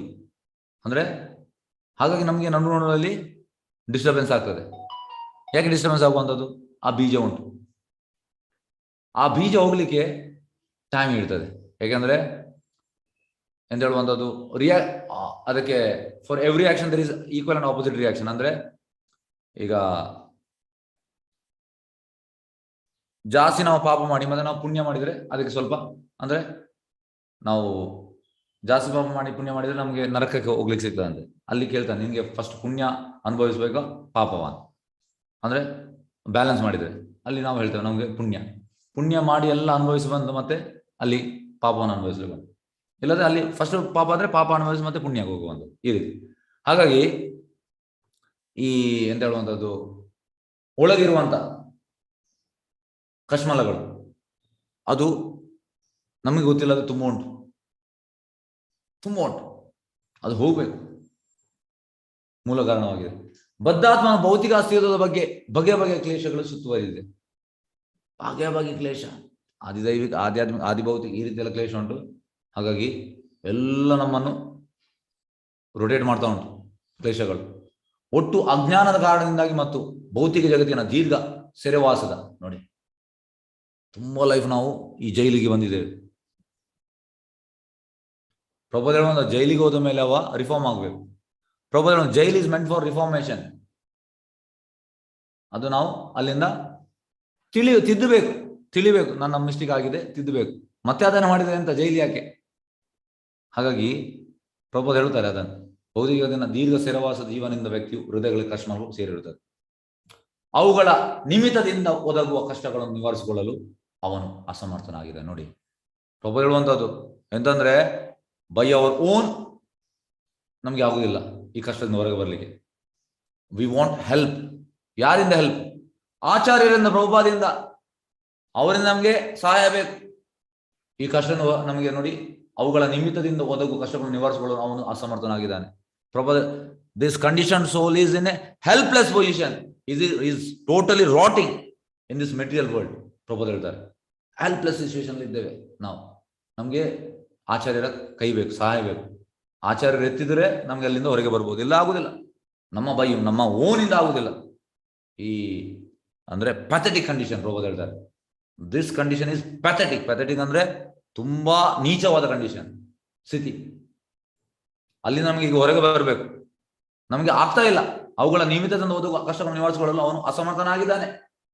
ಆಗ್ತಾ ಇಲ್ಲ ಬರ್ಲಿಕ್ಕೆ. ಆಚಾರ್ಯರು ನಮಗೆ ಕೈ ಕೊಟ್ಟರೆ ನಮ್ಗೆ ಆಗ್ತದೆ. ಹಾಗೆ ನಾವು ಆಚಾರ್ಯರ ಕೈ ಗಟ್ಟಿಯಾಗಿ ಹಿಡಿಬೇಕು. ಆ ಆಚಾರ್ಯರ ಪಾದ ತುಂಬಾ ಗಟ್ಟಿಯಾಗಿ ಬಿಡಬಾರ್ದು. ಪ್ರಭುಪಾದ್, ನನ್ನನ್ನು ಈ ಕಶ್ಮಲದಿಂದ ನನ್ನನ್ನು ಎತ್ತಿ, ಮೇಲೆ ಎತ್ತಿ, ನನಗೆ ಹೊರಗೆ ಬರಬೇಕು ಅಂತ ನಾವು ಪ್ರಾರ್ಥನೆ ಮಾಡಬೇಕು. ಪ್ರಭುಪಾದ್ ಹೇಳ್ತಾರೆ, just by your sincere prayers, ನಮ್ಮ ಈ ಪ್ರಾರ್ಥನೆ ತುಂಬಾ ಸಿನ್ಸಿಯರ್ ಆಗಿದ್ರೆ ಖಂಡಿತ ಪ್ರಭುಪಾದ್ ನಮ್ಗೆ ಸಹಾಯ ಮಾಡ್ತಾರೆ. Sincerity wins the heart. ಹೃದಯವನ್ನು ಗೆಲ್ಲುವಂಥದ್ದು ಅಂತ ನಮ್ಮ ಸಿನ್ಸಿಯರ್. ಎಸ್, ನನಗೆ ಹೊರಗೆ ಬರಬೇಕು. ಈ ಎಂತ ಹೇಳೋದು, ಟೋಟಲ್ ಗಾರ್ಬೇಜ್ ಇಂದ ನನಗೆ ಹೊರಗೆ ಬರಬೇಕು. ಈ ರೀತಿ ನಮ್ಗೆ ಇರಬೇಕು. ಆದ್ರೆ ನಮ್ಗೆ ಆಗ್ತಾ ಇಲ್ಲ, ನಮ್ಗೆ ಸಹಾಯ ಬೇಕು. ನಿಮಿತ್ತದ ಬದುಕು ಅಷ್ಟನ್ನು ನಿವಾರಿಸಲು ಅವನು ಅಸಮರ್ಥ. ವಾಸ್ತವವಾಗಿ ಪರಮ ಪ್ರಭುವಿನ ಇಚ್ಛೆಯನ್ನು ಸೇವಿಸುವುದು ಅವನ ಉದ್ದೇಶ. ನೋಡಿ, ಆಕ್ಚುಲಿ ನಾವು ಕೃಷ್ಣನ ಪ್ಲಾನ್ ಪ್ರಕಾರ ಹೋಗ್ಬೇಕು. ಆದ್ರೆ ನಾವು ಎಂತ ಮಾಡಿದ್ದೇವೆ? ಯಾಕೆ ನಾವು ಇದರಲ್ಲಿ ಈ ಪೆಥೆಟಿಕ್ ಕಂಡೀಷನ್ ಅಲ್ಲಿ ಇದ್ದೇವೆ? ನಮ್ಮ ಇಚ್ಛೆ, ಭಗವಂತನ ಇಚ್ಛೆ ನಮ್ಗೆ ಬೇಡ. ಭಗವಂತ ಹೇಳ್ತಾನೆ ಭಗವದ್ಗೀತೆಯಲ್ಲಿ, ಸರ್ವಧರ್ಮಾನ್ ಪರಿತ್ಯಾಜ್ಯ, ನಿನ್ನ ಎಲ್ಲ ಈ ಚೀಟಿಂಗ್ ಬಿಡು, ನನಗೆ ಶರಣಾಗತನಾಗು. ಹಂ ತಾಂ ಸರ್ವ ಪಾಪೇಪಿ ಮೋಕ್ಷ ಮಾಸುಜ, ನಿನ್ನೆಲ್ಲ ಪಾಪದಿಂದ ನಾನು ಬಿಡುಗಡೆ ಮಾಡ್ತೇನೆ. ಅದು ಕೂಡ ನಮ್ಗೆ ಕೃಷ್ಣ ಯಾರಿಗೆ ಹೇಳುವಂಥದ್ದು? ಬೇರೆಯವ್ರಿಗೆ, ನನಗೆ ಅಲ್ಲ. ನಮ್ದು ಪರ್ಸನಲ್ ಇಚ್ಛೆ ಸ್ಟಾರ್ಟ್ ಆಗ್ತದೆ. ಪುನಃ ಮೂಷಿಕ ಭವ, ಅಗೇನ್ ಬಿಕಮ್ ರ್ಯಾಟ್. ಹೇಗೆಂದ್ರೆ ಇಲ್ಲಿ ಹೋಗ್ತದೆ, ನಿಮ್ಗೆ ಸುಮಾರು ಬಾರಿ ಹೇಳಿದ್ದೇನೆ, ಈಗ ಇದು ಸೂಟ್ ಆಗ್ತದೆ. ಇಲ್ಲಿ ಹೋಗಿ ಎಂತ ಮಾಡ್ತದೆ? ಋಷಿ ಹತ್ರ, ನನ್ನನ್ನು ಬೆಕ್ಕು ಅಟ್ಟಿಸ್ತಾ ಬರ್ತಾ ಉಂಟು, ಋಷಿ ನನ್ನನ್ನು ಬೆಕ್ಕು ಮಾಡು. ಆಯ್ತು, ತಥಾಸ್ತು, ಬೆಕ್ಕು ಮಾಡಿತು. ಬೆಕ್ಕು ವಾಪಸ್ ಹೋಯ್ತು. ನನ್ನ ನಾಯಿ ಅಟ್ಟಿಸ್ತಾ ಬಂದು, ನನ್ನ ನಾಯಿ ಮಾಡು. ನಾಯಿ ಮಾಡಿತು. ನಾಯಿ ವಾಪಸ್ ಹೋಗಿ, ನನ್ನನ್ನು ಹುಲಿ ಅಟ್ಟಿಸ್ತಾ ಬಂದು, ನನ್ನನ್ನು ಹುಲಿ ಮಾಡು. ಹುಲಿ ಮಾಡಿದ ಕೂಡಲೇ ಅವನನ್ನು ಋಷಿ ಅಂತ ಇಲ್ಲಿಗೆ ಹೋಗ್ತದೆ. ವಾಪಸ್ ಇಲ್ಲಿ, ವಾಪಸ್ ಇಲ್ಲಿ. ಹಾಗೆ ನಮ್ದು ಕೂಡ ಅದೇ ಕಂಡೀಷನ್. ನಾವು ಭಗವದ್ಗೀತೆ ಕ್ಲಾಸ್ ಕೇಳಿದ್ದೇವೆ, ಸುಮಾರು ಬಾರಿ ಕೇಳಿದ್ದೇವೆ. ಆದ್ರೆ ಕೃಷ್ಣ ಹೇಳಿದನ್ನು ನಾವು ಮಾಡುವುದಿಲ್ಲ. ಎಲ್ಲ ಧರ್ಮ ನಮ್ದು ಇದನ್ನು ಬಿಟ್ಟು ನಾವು ಕೃಷ್ಣನಿಗೆ ಶರಣಾಗತ ಆಗುದಿಲ್ಲ. ನಾವು ಶಪಥ ತಗೊಂಡಿದ್ದೇವೆ, ಓತ್. ಪ್ರಭುಪಾದ ಹೇಳ್ತಾರೆ, because the condition soul has taken a strong oath. ಎಂತ? ಭೌತಿಕ ಇಚ್ಛೆಯಿಂದಲೇ ನಾನು ಸುಖವಾಗಿರ್ತೇನೆ. ಇದನ್ನು ನಾವು ಹಿಂದೆ ತೆಗಿಬೇಕು. ನಾವು ಎಂತ ಪ್ರಮಾಣ ಮಾಡಿದ್ದೇವೆ, ಓತ್ ತೆಗಿದ್ದೇವೆ, ಅದನ್ನು ನಾವು ಹಿಂದೆ ತೆಗಿಬೇಕು. ಎಸ್ ಕೃಷ್ಣ, ನಾನು ಇಂದ್ರ ಸುಖದಿಂದ ಸುಖವಾಗಿರೋದಿಲ್ಲ, ನಾನು ನಿನ್ನ ಇಚ್ಛೆಯಂತೆ ಹೋಗ್ತೇನೆ. ವಾಸ್ತವವಾಗಿ ಪರಮಪ್ರಭುವಿನ ಇಚ್ಛೆಯನ್ನು ಸೇವಿಸುವುದು ಅವನ ಉದ್ದೇಶ. ಆದರೆ ಹೃದಯದಲ್ಲಿರುವ ಕಶ್ಮಲಗಳು ಕಾರಣದಿಂದ ಅವನ ಸ್ವಂತದ ಅಪೇಕ್ಷೆಗಳನ್ನು ಪೂರೈಸಿಕೊಳ್ಳ ಬಯಸುತ್ತಾನೆ. ಕಶ್ಮಲಿರುವ ಕಾರಣ ಅವನಿಗೆ ಭಗವಂತನ ಬೇಡ, ಸೇವೆ ಬೇಡ, ಸ್ವಂತ ಅಪೇಕ್ಷೆ. ಎಂತೆಲ್ಲ ಬರ್ತದೆ ಸ್ವಂತ, ಒಬ್ಬ ಒಂದು ಬಿಟ್ಟು ಇನ್ನೊಂದು ಮತ್ತೊಂದು, ಮಗದೊಂದು, ಪುನೊಂದು, ಈ ರೀತಿ ಬರ್ತಾ ಇರ್ತದೆ. ನಾವು ಮೈಂಡ್ ಕಂಟ್ರೋಲ್ ಇಲ್ಲ. ಸ್ವಂತದ ಅಪೇಕ್ಷೆಯನ್ನು ಪೂರೈಸಿಕೊಳ್ಳ ಬಯಸುತ್ತಾನೆ. ಈ ಅಪೇಕ್ಷೆಗಳು ಅವನಿಗೆ ಮಾನಸಿಕ ಅಂತ ನೀಡುವ ಬದಲು ಹೊಸ ಸಮಯವನ್ನು ಸೃಷ್ಟಿಸುತ್ತದೆ. ಈ ಅಪೇಕ್ಷೆಗಳೇ ಕಾರಣ ಅವನಿಗೆ ಶಾಂತಿ ಸಿಗುವುದಿಲ್ಲ. ಜನರಿಗೆ ಶಾಂತಿ ಬೇಕು, ಆದ್ರೆ ಸಮಸ್ಯೆ ಸಿಗ್ತದೆ ಅವನಿಗೆ. ಯಾಕೆ? Because he is not aligning with God. Prabhupada ಹೇಳ್ತಾರೆ, ಒಂದು what is the difference between ಈ ಗಾಡ್ ಅಂಡ್ ಅಸುರ? ದೇವತೆಗಳ ಮತ್ತೆ ಅಸುರರಿಗೆ ಎಂತ ವ್ಯತ್ಯಾಸ ಅಂತಂದ್ರೆ, ದೇವತೆಗಳು ಭಗವಂತನ ಇಚ್ಛೆಯಂತೆ ಅಲೈನ್ ಆಗ್ತಾರೆ, ಆದ್ರೆ ಈ ಅಸುರರು ಆಗುದಿಲ್ಲ.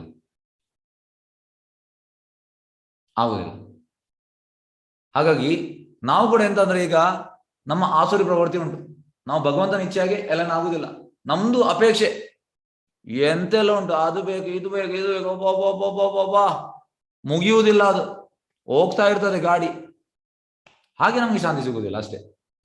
ಅಪೇಕ್ಷೆಗಳು ಅವನಿಗೆ ಮನಸ್ಸಿಗೆ ಶಾಂತಿ ನೀಡಲು ಬದಲು ಹೊಸ ಸಮಸ್ಯೆಗಳು ಸೃಷ್ಟಿಸುತ್ತದೆ. ಹಾಗೆ ಅವನನ್ನು ಜನನ ಮತ್ತು ಮರಣ ಆವರ್ತನ ಚಕ್ರಕ್ಕೆ ಬಂಧಿಸುತ್ತದೆ. ಪುನರಪಿ ಜನನಂ ಪುನರಪಿ ಮರಣಂ, ಹೊಟ್ಟು ಸಾ again become rat, again become cat, again become dog. Prabhu ಹೇಳ್ತಾರೆ ಅದೇ ಆಗುವಂಥದ್ದು. ಹಾಗೆ ನಾವು ಇದರಿಂದ ಹೊರಗೆ ಬರಬೇಕು. ಕಾಮ್ಯಕರ್ಮ ಮತ್ತು ಕಲ್ಪನಾತ್ಮಕ ದರ್ಶನದ, ಕಾಮ್ಯಕರ್ಮ ಫ್ರೂಟಿವ್ ಆಕ್ಟಿವಿಟೀಸ್, ಕಲ್ಪನಾತ್ಮಕ ದರ್ಶನದ ಈ ಕಶ್ಮಲಗಳನ್ನು ಪರಂಪ್ರಭುವಿನ ಸಂಘದಿಂದ ಮಾತ್ರ ನಿವಾರಿಸಬಹುದು. ನೋಡಿ, ನಾವು ಎರಡರಿಂದ ಕೂಡ ಹೊರಗೆ ಬರಬೇಕು. ಕಾಮ್ಯಕರ್ಮ ಅಂದ್ರೆ ಫ್ರೂಟಿವ್ ಆಕ್ಟಿವಿಟೀಸ್, ಮತ್ತೆ ಕಲ್ಪನಾತ್ಮಕ, ಓಕೆ, ಎಂಪರಿಕ್ ಫಿಲಾಸಫಿ, ಓಕೆ, ಕಲ್ಪನಾ ದರ್ಶನ. ಈ ಕಶ್ಮಲವನ್ನು ಪರಂಪ್ರಭುವಿನ ಸಂಘದಿಂದ ಮಾತ್ರ ನಿವಾರಿಸಬಹುದು. ಭಗವಂತನು ಸರ್ವಶಕ್ತನಾದುದರಿಂದ ತನ್ನ ಅಚಿಂತ್ಯ ಶಕ್ತಿಗಳನ್ನು ತನ್ನ ಸಹವಾಸ ನೀಡಬಲ್ಲ. ನೋಡಿ, ಕೃಷ್ಣನ ಹತ್ರ ಅಚಿಂತ್ಯ ಶಕ್ತಿ ಉಂಟು, ಅಚಿಂತ್ಯ. ಹಾಗಾಗಿ ಅವನ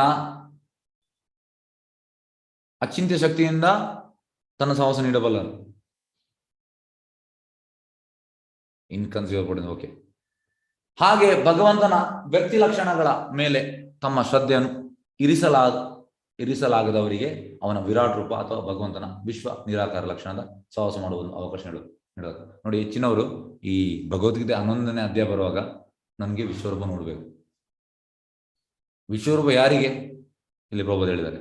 ಹಾಗೆ ಭಗವಂತನ ವ್ಯಕ್ತಿ ಲಕ್ಷಣಗಳ ಮೇಲೆ ತಮ್ಮ ಶ್ರದ್ಧೆಯನ್ನು ಇರಿಸಲಾರದವರಿಗೆ, ಇರಿಸುವವರಿಗೆಲ್ಲ ಇದು ವಿರಾಟ್ ರೂಪ, ಇರಿಸಲಾರದವರಿಗೆ ಈ ವಿರಾಟ್ ರೂಪ ಅಂದ್ರೆ ಅದನ್ನು ನೋಡಿ ಅದು ಹೆದರಿಕೆ ಬರಲಿ ಅಂತ,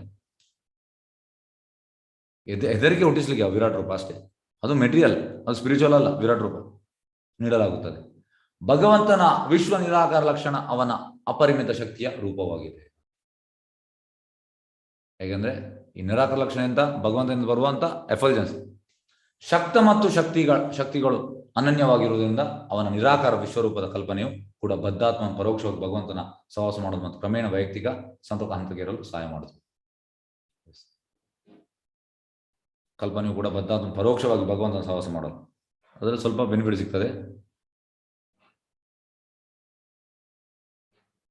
ಇಂಡೈರೆಕ್ಟ್ಲಿ ಸಿಗ್ತದೆ ಅಂತ. ಓಕೆ. ಮಹಾರಾಜ್ ಪರೀಕ್ಷಿತನು ಆಗಲೇ ಪ್ರಭು ಶ್ರೀಕೃಷ್ಣನ ವ್ಯಕ್ತಿ ರೂಪದ ನೇರ ಸಂಪರ್ಕವನ್ನು ಪಡೆದಿದ್ದನು. ನೋಡಿ, ಅವನಿಗೆ ಭಗವಂತನ ನೇರ ಸಂಪರ್ಕ ಆಗಿದೆ, ಯಾಕಂದ್ರೆ ಗರ್ಭದಲ್ಲಿ ನೋಡಿದ ನಾವು ಪರೀಕ್ಷಿತ.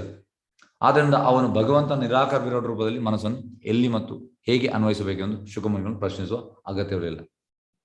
ಯಾರಿಗೆ ಮಾಡಿದ? ನಮಗೋಸ್ಕರ. ಅವನ ಪ್ರಶ್ನೆ ನಮಗೋಸ್ಕರ, ಅವನಿಗೆ ಅಗತ್ಯ ಇರಲಿಲ್ಲ, ಯಾಕಂದ್ರೆ ಅವನಿಗೆ ವ್ಯಕ್ತಿ ರೂಪ ದರ್ಶನ ಆಗಿದೆ. ಆದರೆ ನಿತ್ಯ ಜ್ಞಾನ ನಂದ ರೂಪದಂತೆ ಭಗವಂತನ ದಿವ್ಯ ವ್ಯಕ್ತಿ ಸ್ವರೂಪವನ್ನು ಗ್ರಹಿಸಲು ಅನೇಕರು ಅಸಮ್ಮತರಾಗಿರುತ್ತಾರೆ. ನೋಡಿ, ಎಲ್ಲರಿಗೂ ಸಿಗುವುದಿಲ್ಲ ಕೃಷ್ಣನ ಈ ಭಗವಂತ ಸಾಕ್ಷಾತ್ಕಾರ ವ್ಯಕ್ತಿ ಸ್ವರೂಪ, ಅಸಮರ್ಥರಾಗಿರುತ್ತಾರೆ. ನೋಡಿ, ಪ್ರಭುಪಾದ ಹೇಳ್ತಾರೆ, ಅಂತವರ ಲಾಭಕ್ಕಾಗಿ ಆ ವಿಚಾರದ ವಿವರವಾದ ವರ್ಣನೆಗೆ ಅವನ ಪ್ರಶ್ನೆ. ಯಾರಿಗೆ ಸಿಗುವುದಿಲ್ಲ ಅವರಿಗೆ ಲಾಭ ಆಗಲಿ ಅಂತ ವಿರಾಟ್ ರೂಪದ ಬಗ್ಗೆ ಹೇಳ್ತಾನೆ. ಭಕ್ತರಲ್ಲದ ವರ್ಗದ ಜನರು ಭಗವಂತನ ವ್ಯಕ್ತಿ ರೂಪವನ್ನು ಭಾವಿಸಲಾರರು. ಭಕ್ತರಲ್ಲದವರಿಗೆ ಸಿಗುವುದಿಲ್ಲ ಈ ವ್ಯಕ್ತಿ ರೂಪ. ಅವನ ಅಲ್ಪ ಜ್ಞಾನದ ಕಾರಣದಿಂದಾಗಿ ರಾಮ ಮತ್ತು ಕೃಷ್ಣನಂತ ಭಗವಂತನ ವ್ಯಕ್ತಿ ರೂಪಗಳು ಅವರಿಗೆ ಸಂಪೂರ್ಣ ಅಸಹ್ಯ ಉಂಟು ಮಾಡುತ್ತವೆ. ನೋಡಿ, ಯಾಕೆಂದ್ರೆ ಅವು ಅಲ್ಪ ಜ್ಞಾನ, ಅವನಿಗೆ ಜಾಸ್ತಿ ಜ್ಞಾನ ಇಲ್ಲ, ಅಲ್ಪ ಜ್ಞಾನಿ. ಅವನು ಅಲ್ಪ ಜ್ಞಾನ ಕಾರಣದಿಂದಾಗಿ ಅವರಿಗೆ ರಾಮಕೃಷ್ಣನಂತ ವ್ಯಕ್ತಿ ರೂಪ ಅವರಿಗೆ ಅಸಹ್ಯ ಉಂಟು ಮಾಡುತ್ತದೆ. ನೋಡಿ, ಅವರು ಭಗವಂತನ ಶಕ್ತಿಯ ಬಗ್ಗೆ ಅಲ್ಪ ಗೌರವ ಹೊಂದಿರುತ್ತಾರೆ. ಗೌರವವೇ ಇಲ್ಲ ಅವರಿಗೆ. ಎಂತ ಹೆಸರು? ಅಲ್ಪ ಜ್ಞಾನವುಳ್ಳ ಜನರು ದೇವೋತ್ತಮ ಪರಮಪುರುಷನನ್ನು ಸಾಮಾನ್ಯ ಮಾನವನೆಂದು ಹೆಚ್ಚಿನವರು ಇದ್ದಾರೆ. ಈ ಪುಸ್ತಕ ವಿತರಣೆ ಮಾಡುವಾಗ ಒಂದು ಸಾಧಾರಣ ಈಗ 100 ಜನರಲ್ಲಿ ಒಂದು 10 ಮಂದಿ ಈ ರೀತಿ ಜನರು ಬರ್ತಾರೆ. ಅವ್ರು ಬರುವಂಥದ್ದು ಬೇಕಂತಲೇ, ಅಂದ್ರೆ ಅಲ್ಲಿ ಬುಕ್ ಸ್ಟಾಲ್ ಬಂದು ಈ ರೀತಿಯಲ್ಲಿ ಹೇಳಲಿಕ್ಕೆ, ಭಗವಂತನ ಬಗ್ಗೆ ಎಂತೆಂತ ಹೇಳಲಿಕ್ಕೆ ಬರ್ತಾರೆ. ಅವರ ಕೆಲಸವೇ ಅದು, ಏನ್ ಮಾಡ್ಲಿಕ್ಕೆ ಆಗುದಿಲ್ಲ. ಮಾನವನೆಂದು ತಿಳಿದು ಅಪಹಾಸ್ಯ ಮಾಡುತ್ತಾರೆ ಎಂದು ಭಗವದ್ಗೀತೆಯಲ್ಲಿ ಸ್ವಯಂ ಭಗವಂತನೇ. ಓಕೆ, ಭಗವಂತ ಅಂತ ಹೇಳಿದಾನೆ ದೇವೋತ್ತಮ ಪರಮಪುರುಷನು ಅಸಾಮಾನ್ಯ ಮಾನವನೆಂದು ತಿಳಿದು ಅಪಹಾಸ್ಯ ಮಾಡುತ್ತದೆ. ಎಸ್, 11ನೇ ಶ್ಲೋಕ. ಅವಜಾನಂತಿ ಮಾಮೂಢ ಮಾನುಷಂತನು ಆಶ್ರಿತ ಪರಂಭಾವ ಅಜಾನಂತು ಮಮ ಭೂತ ಮಹೇಶ್ವರ. ಈ 9ನೇದು 11ನೇ ಶ್ಲೋಕ ಇದ್ದಾರೆ ಅವರು. ಅಂತ ವ್ಯಕ್ತಿಗಳು ಭಗವಂತನ ಅಚಿಂತ್ಯ ಶಕ್ತಿಗಳ ಬಗ್ಗೆ ಅಜ್ಞಾನಿಗಳಾಗಿರುತ್ತಾರೆ. ಅವ್ರಿಗೆ ಗೊತ್ತಿಲ್ಲ ಭಗವಂತನ ಶಕ್ತಿ. ಭಗವಂತನ ತನ್ನ ಅಚಿಂತ್ಯ ಶಕ್ತಿಗಳಿಂದ ಮಾನವ ಸಮೂಹದಲ್ಲಿ ಅಥವಾ ಜೀವಿಗಳ ಇತರ ಯಾವುದೇ ಸಮುದಾಯದಲ್ಲಿ ಚಲಿಸಬಲ್ಲ ನೋಡಿ. ಕೃಷ್ಣ ಎಲ್ಲಿಗೂ ಬೇಕು ಸರ್, ಯಾಕಂದ್ರೆ ಅವರು ಟೋಟಲ್ ಇಂಡಿಪೆಂಡೆಂಟ್ ಸ್ವರಾಟ್. ನಾವು ಯಾರು ನಿಲ್ಲಿಸಿದ್ವಿ ಈಗ? ಹೇಗಂದ್ರೆ ಪ್ರಭುದಲ್ಲಿ ಒಮ್ಮೆ ಪ್ರಭುಪಾದ ಕೃಷ್ಣ ಇಲ್ಲಿ ಬರ್ತಾನೆ, ನೀನ್ ಯಾರು ನಿಲ್ಲಿಸ್ಲಿಕ್ಕೆ? ನೀನ್ ಯಾರು? ಕೃಷ್ಣ ಇಲ್ಲಿ ಬರ್ತಾನೆ, ಶುದ್ಧ ಭಕ್ತ ಕರೆಗೆ ಬರ್ತಾನೆ. ಆದ್ರೆ ಜನರು ಎಂತ ಅಂದ್ರೆ ಅವರಿಗೆ ಬೇಕಾದಾಗ ಮಾತಾಡುವಂಥದ್ದು. ಭಗವಂತನ ಅಚಿಂತ್ಯ ಶಕ್ತಿಯಿಂದ ಮಾನವ ಸಮಯದಲ್ಲಿ ಅಥವಾ ಜೀವಿಗಳ ಇತರ ಯಾವುದೇ ಸಮಯದಲ್ಲಿ ಚಲಿಸಬಲ್ಲ ನೋಡಿ.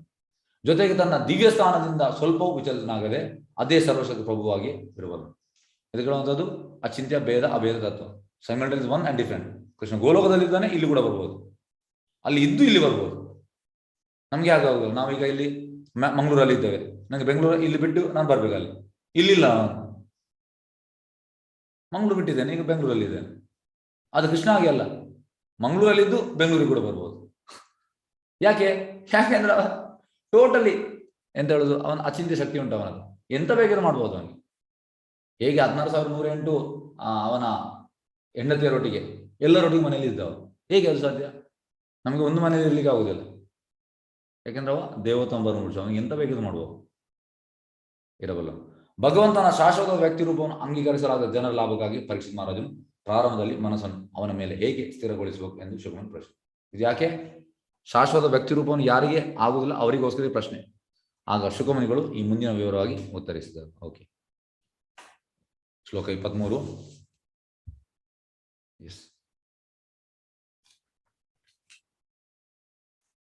ಸಾರಿ. ಶ್ರೀ ಶುಕ ಉವಾಚ ಜಿತ ಆಸನ ಜಿತ ಶ್ವಾಸ ಜಿತ ಸಂಗ ಜಿತೇಂದ್ರಿಯ ಸ್ಥೂಲ ಭಗವತ ರೂಪೇ ಮನ ಸಂಧಾರೇ ಧಿಯ. ಶುಕಮುನಿ ಉತ್ತರಿಸಿ, ಒಬ್ಬನ ಆಸನ ಭಂಗಿಯನ್ನು ನಿಯಂತ್ರಿಸಿಕೊಳ್ಳಬೇಕು, ಯೋಗ ಪ್ರಾಣಾಯಾಮದಿಂದ ಉಸಿರಾಟವನ್ನು ನಿಯಂತ್ರಿಸಿಕೊಳ್ಳಬೇಕು, ಹಾಗೆ ಮನಸ್ಸು ಮತ್ತು ಇಂದ್ರಿಯಗಳನ್ನು ನಿಯಂತ್ರಿಸಬೇಕು, ಬುದ್ಧಿಶಕ್ತಿಯಿಂದ ಮನಸ್ಸನ್ನು ಭಗವಂತನ ವಿರಾಟ್ ರೂಪವೆಂದು ಕರೆಯಲಾದ ಸ್ಥೂಲ ಸ್ಥಿತಿಗಳಲ್ಲಿ ತೊಡಗಿಸಬೇಕು. ಪ್ರಭುಪಾದ ಹೇಳ್ತಾರೆ, ಇದೆಲ್ಲ ಯಾರಿಗೆ? ಯಾರು ಆಗುದಿಲ್ಲ ಅವರಿಗೆ ಅಲ್ಲ, ಯಾರು ಭಗವಂತ ಸಾಕ್ಷಿ ಆಗುದಿಲ್ಲ ಅವರಿಗೆ. ಪ್ರಭುಪಾದ ಹೇಳ್ತಾರೆ, ಡಿವೋಟಿ ಇದೆಲ್ಲ ಮಾಡುವ ಅಗತ್ಯವೇ ಇಲ್ಲ. ಡ್ಯೂಟಿ ಎಂತ ಮಾಡಬೇಕು? ಮನ್ಮನ, ಮದ್ಭಕ್ತೋ, ಮಧ್ಯಾಜಿ, ಮಾಮ್ ನಮಸ್ಕೃತ, ಇಷ್ಟು ಮಾಡಿದ್ರೆ ಸಾಕಂತ ಪ್ರಭುಪಾದ ಹೇಳ್ತಾರೆ. ಯಾಕಂದ್ರೆ ಸಾಯುವಾಗ ನೋಡಿ, ಈ ಯೋಗಿನವರೆಲ್ಲ ಇದನ್ನೆಲ್ಲ ಮಾಡ್ತಾರೆ, ಪ್ರಾಣಾಯಾಮ ಇದೆಲ್ಲ, ಆದ್ರೆ ಅವರಿಗೆ ಕೃಷ್ಣನ ಕಿಂಗ್ಡಮ್ಗೆ ಹೋಗ್ಲಿಕ್ಕೆ ಆಗ್ತದ? ಇಲ್ಲ, ಭಕ್ತನಿಗೆ ಆಗ್ತದೆ. ಹಾಗಾಗಿ ಇದು ಕೂಡ ಒಂದು ಪ್ರೊಸೆಸ್. ಎಂತಂದ್ರೆ ಅಲ್ಲಿಂದ ಗ್ರಾಜುವಲಿ ಬರ್ಬೇಕಂತ. ಯಾಕೆಂದ್ರೆ ಅದು ಏನಿದ್ದಾಗೆ ಕರ್ಮಯೋಗಿ, ಈ ಜ್ಞಾನಯೋಗಿ, ಅಷ್ಟಾಂಗ ಯೋಗಿ, ಲಾಸ್ಟಿಗೆ ಭಕ್ತಿ ಯೋಗಿ, ಇದೆಲ್ಲ ಸ್ಟೆಪ್ಸ್. ಆದ್ರೆ ಫೈನಲ್ ಇರುವಂತ ಭಕ್ತಿ ಯೋಗಿ ನಿಲ್ಲಿಸಬೇಕು. ಓಕೆ, ಈಗ ಭಾವಾರ್ಥಕ್ಕೆ ಹೋಗುವ. ಭಾವಾರ್ಥ ಬೈ ಡಿವೈನ್ ಗ್ರೇಸ್ ಎಸಿ ಭಕ್ತಿ ಸ್ವಾಮಿ ಶೀಲ ಪ್ರಭುಪಾದ ವಿಜಯ್. ಲೋಕಮಗ್ನವಾದ ಬದ್ಧಾತ್ಮನ ಮನಸ್ಸು ಅವನನ್ನು ಆತ್ಮನ ದೈಹಿಕ ಕಲ್ಪನೆ ಮಿತಿಯಿಂದ ಅತೀತನಾಗಲು ಅವಕಾಶ ನೀಡುವುದಿಲ್ಲ ನೋಡಿ. ಬದ್ಧಾತ್ಮನಿಗೆ ಇದೆಲ್ಲ ಬೇಕು, ಯಾಕೆಂದ್ರೆ ಅವನ ಮನಸ್ಸು ಕಂಟ್ರೋಲ್ ಇಲ್ಲ. ಭಕ್ತಂದು ಕಂಟ್ರೋಲ್ ಉಂಟು, ಯಾಕೆಂದ್ರೆ ಕೃಷ್ಣ ಸೇವೆ ಮಾಡ್ತಾ ಇದ್ದಾನೆ, ಆಟೋಮೆಟಿಕ್ ಕಂಟ್ರೋಲ್ ಬರ್ತದೆ, ಹ್ಯಾರಾಸ್ಮೆಂಟ್ ಆಗುದಿಲ್ಲ. ಆದ್ರಿಂದ ಜಡ ಐಕ ಭೋಗಾಸಕ್ತನ ನಡತೆಯನ್ನು ತಿದ್ದಲು ಧ್ಯಾನ ಮಾಡುವ ಯೋಗ ಪದ್ಧತಿಯನ್ನು ಆಸನವಾಗಿ ಮತ್ತು ಶ್ವಾಸಗಳನ್ನು ನಿಯಂತ್ರಿಸಿ ಮನಸ್ಸನ್ನು ಪರಾತ್ವರಲ್ಲಿ ಸ್ಥಿರಗೊಳಿಸುವುದನ್ನು ಸೂಚಿಸಲಾಗಿದೆ. ಕೆಲವರೆಲ್ಲ ಅಂತ ಅಂದ್ರೆ ನೋಡಿ, ಈಗ ನೀವು ಕೆಲವರು ಇದನ್ನು ಓದಿ ಬಂದು ನಾವು ಇದನ್ನೆಲ್ಲ ಮಾಡ್ಬೇಕಾ? ಇದು ಯಾರಿಗೆ ಮಾಡ್ಲಿಕ್ಕೆ? ಭಕ್ತನಿಗೆ ಅಲ್ಲ. ಕರೆಕ್ಟ್ ನಾವು ಓದಿದ್ರೆ ಪ್ರಭುಪಾದ ಭಾವಾರ್ಥದಲ್ಲಿ ಗೊತ್ತಾಗ್ತದೆ ಯಾರು ಮಾಡ್ಬೇಕು ಯಾರು ಮಾಡಬಾರ್ದು. ಕೆಲವೊಮ್ಮೆ ಆಗ್ತದೆ ಜನರೆಲ್ಲ, ಕೆಲವು 8ನೇ ಅಧ್ಯಾಯ ಎಲ್ಲ ಓದಿ ಅದು ಮಾಡ್ಬೇಕು, ಸಾಯುವಾಗ ಈ ಗಳಿಗೆಯಲ್ಲಿ ಸಾಯ್ಬೇಕು, ಈ ಗಳಿಗೆ. ಭಕ್ತ ಯಾವ ಗಳಿಗೆಯಲ್ಲಿ ಸತ್ರು ಕೂಡ ಕೃಷ್ಣಧಾಮಕ್ಕೆ ಹೋಗ್ತಾನೆ. ಅದು ಉಂಟು, ಅದೊಂದು ಕ್ಯಾಟಗರಿ ಜನರಿಗೆ. ಯಾರಿಗೆ? ಲೋಕಮಗ್ನವಾದ ಬದ್ಧಾತ್ಮನ ಮನಸ್ಸು ಯಾರ್ದು ಅವ್ರದ್ದು ಕಂಟ್ರೋಲ್ ಇಲ್ಲ, ಅವರಿಗೆಲ್ಲ ಇದು ಧ್ಯಾನ ಮಾಡುವ ಯೋಗ ಪದ್ಧತಿ ನೋಡಿ. ಆದ್ದರಿಂದ ಜಡ ಐಕ ಭೋಗಾಸಕ್ತ ನಡತೆಯನ್ನು ತಿದ್ದಲು ಧ್ಯಾನ ಮಾಡುವ ಯೋಗ ಪದ್ಧತಿಯನ್ನು ಆಸನವನ್ನು ಶ್ವಾಸೋಚ್ಛ್ವಾಸಗಳನ್ನು ನಿಯಂತ್ರಿಸುವ ಮನಪರದ ಸ್ಥಿರಗೊಳಿಸಲು ಸೂಚಿಸಲಾಗಿದೆ. ಅಂತ ಐಕ ಭೋಗಾಸ್ತರಿಗೆ ಲೌಕಿಕವಾಗಿ ಮಗ್ನವಾದ ಮನಸ್ಸನ್ನು ಶುಚಿಗೊಳಿಸಲಾಗದಿದ್ದರೆ ಅವರಿಗೆ ದಿವ್ಯ ಚಿಂತನೆಗಳಲ್ಲಿ ಏಕಾಗ್ರತೆ ಹೊಂದುವುದು ಅಸಾಧ್ಯವಾಗ್ತದೆ. ಇಂಥವರಿಗೆ ಅಂದ್ರೆ ಸ್ಟಾರ್ಟಿಂಗ್ ಎಂದು ಹೇಳುವಂಥದ್ದು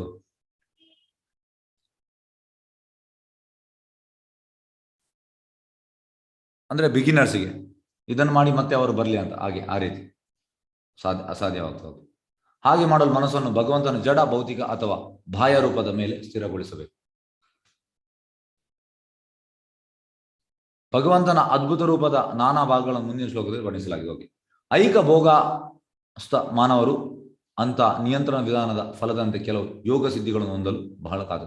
ಜನರಿಗೆ ಹೆಚ್ಚಿನವರಿಗೆ ನೋಡಿ, ಈಗ ಭಾಗವತಂ ಕ್ಲಾಸ್ ಉಂಟು, ನಾವೀಗ ಅನೌನ್ಸ್ ಮಾಡುವ ನಾಳೆ ಮಂಗಳೂರಲ್ಲಿ ದೊಡ್ಡ ಹಾಲಲ್ಲಿ ಎಷ್ಟು ಒಂದು 50 ಜನ ಬರ್ಬೋದು.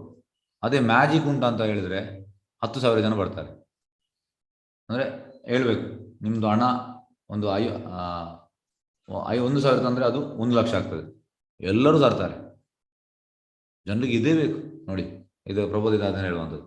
ನಾನು ಬಗ್ಗೆ ಮುಂದಿನ ಶ್ಲೋಕದ ಓಕೆ. ಐಕ ಭೋಗಸ್ ಮಾನವರು ಅಂತ ನಿಯಂತ್ರಣ ವಿಧಾನದ ಫಲದಂತೆ ಕೆಲವು ಯೋಗ ಸಿದ್ಧಿಗಳನ್ನು ಹೊಂದಲು ಬಹಳ ಕಾತರರಾಗಿರ್ತಾರೆ. ಜನರಿಗೆಲ್ಲ ಸಿದ್ಧಿ ಬೇಕು.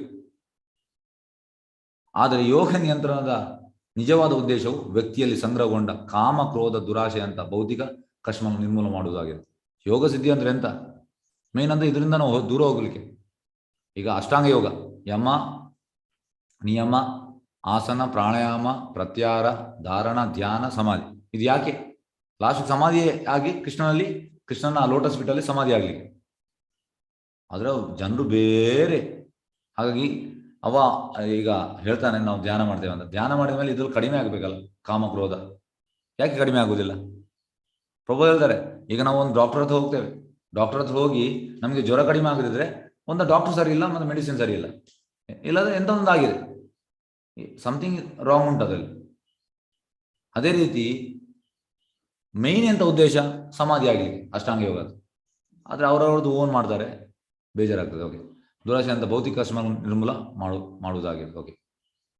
ಯೋಗಿಯು ತನ್ನ ಪ್ರಾಪ್ತವಾಗುವ ನಿಯಂತ್ರಣ ಸಾಮರ್ಥ್ಯಗಳಿಂದ ವಿಚಲಿತನಾದರೆ ಆಗ ಅವನ ಯೋಗ ಸಾಫಲ್ಯದ ಉದ್ದೇಶವು ವಿಫಲವಾಗುತ್ತದೆ. ತನಗೆ ಪ್ರಾಪ್ತವಾಗುವ ನಿಯಂತ್ರಣ ಸಾಮರ್ಥ್ಯಗಳಿಂದ ವಿಚಲಿತನಾದರೆ ಅವನ ಯೋಗ ಸಾಫಲ್ಯ ಕೂಡ ಇದಾಗ್ತದೆ. ಏಕೆಂದ್ರೆ ಅದರ ಅಂತಿಮ ಗುರಿ ಭಗವತ್ ಸಾಕ್ಷಿ ನೋಡಿ, ಸಮಾಧಿ ಆಗ್ಲಿಕ್ಕೆ. ಅಂತಿಮ ಗುರಿ ಸಮಾಧಿ ಆಗ್ಲಿಕ್ಕೆ. ಹಾಗಾಗಿ ಅದೇ ಇಲ್ಲದಿದ್ರೆ ಮತ್ತೆ ಎಂತ ಒಂದು ಧ್ಯಾನ? ಚೀಟಿಂಗ್ ಅದು. ಅಂತಿಮ ಗುರಿ ಗೊತ್ತಿಲ್ಲ ಅವರಿಗೆ. ಆದ್ರಿಂದ ಅವನ ಜಡ ಭೌತಿಕ ಮನಸ್ಸನ್ನು ಬೇರೆ ಕಲ್ಪನೆಯಿಂದ ಸ್ಥಿರಗೊಳಿಸಿಕೊಳ್ಳಲು ಮತ್ತು ಆ ಮೂಲಕ ಭಗವಂತನ ಶಕ್ತಿಯನ್ನು ಸಾಕ್ಷಾತ್ಕೊಳ್ಳಲು ಸೂಚಿಸಲಾಗಿದೆ.